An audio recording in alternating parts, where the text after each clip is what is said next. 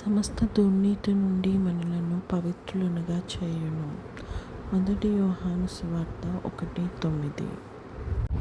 పరలోకమందున్న మా తండ్రి, నీ నామము పరిశుద్ధపరచబడునుగాక, నీ రాజ్యము వచ్చునుగాక, నీ చిత్తం పరలోకమందు నెరవేర్చున్నట్లు భూమి యందు నెరవేరునుగాక. మా అనుదిన ఆహారం నేడు మాకు దయచేయము.